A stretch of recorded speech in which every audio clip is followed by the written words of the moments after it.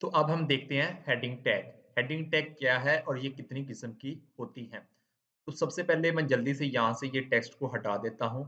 हटाने के बाद अब आप ये देखेंगे कि हेडिंग टैग कितनी किस्म की होती हैं। तो सबसे पहले मैं आपको बता दूँ कि एचटीएमएल के अंदर हेडिंग जो होती है वो हमारे पास मल्टीपल यानी 6 तरह की आप अपने वेब पेज के अंदर हेडिंग यूज़ कर सकते हैं। यानी 6 तरह की हेडिंग हमारे पास एचटीएमएल के अंदर होती है। अब आप देखेंगे कि हेडिंग को आप अपने वेब पेज के अंदर किस तरह लिखते हैं।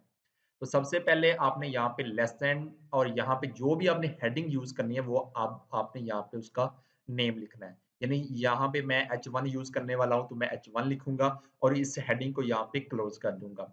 अब इसके अंदर जो भी आपके पास हेडिंग का नेम होगा वो अब आपने इसके अंदर लिखना है। जैसे कि यहाँ पे मैं लिख लूँ हेडिंग हेडिंग टैग 1 लिख लेता हूँ।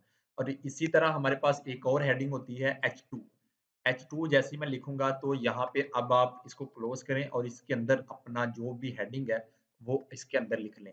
जैसे कि यहाँ पे मैं हेडिंग 2 लिख लेता हूँ। जैसे ही इसको मैं सेव करके यहाँ पे रिफ्रेश करूँगा, अब आप यहाँ पे देखें, इन दोनों में एक मतलब कंपैरिज़न करें कि ये एक मेन हेडिंग है, ठीक है? और इसकी ये एक सब हेडिंग हो चुकी है। यानी आप स्कूल या कॉलेज वगैरह में भी अगर नोट्स वगैरह या फिर होमवर्क में काम वगैरह करते होंगे, तो आप उसमें हेडिंग वगैरह बनाते थे। तो इसी तरह आप अपने वेब पेज के अंदर हेडिंग यूज़ कर सकते हैं। तो अब मैं आपको और हेडिंग बताता हूँ कि कितनी किस्म की हेडिंग और हैं। तो सबसे पहले मैं यहाँ से इसको हटा देता हूँ और यहाँ पे पहले से मैंने वो लिख के रखी हैं, तो मैं यहाँ पे इसको पेस्ट कर देता हूँ।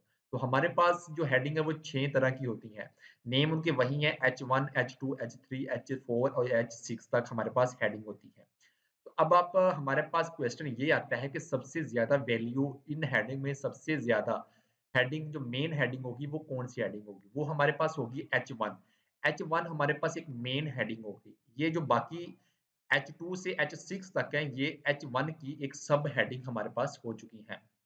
यहाँ पे अगर मैं इसको सेव करके रिफ्रेश करता हूँ दोबारा तो अब आप यहाँ पे इनका कंपैरिज़न कर सकते हैं कि ये हमारे पास एक मेन हेडिंग है और ये जो H2 से लेके H6 तक हमारे पास इसकी सब हेडिंग है। इसी तरह H जो 2 है, यहाँ से H3 से लेके H6 तक हमारे पास H2 की सब हेडिंग है। तो अब आप इसको अपने वेब पेज के अंदर या डॉक्यूमेंट के अंदर इन हेडिंग को यूज़ कर सकते हैं।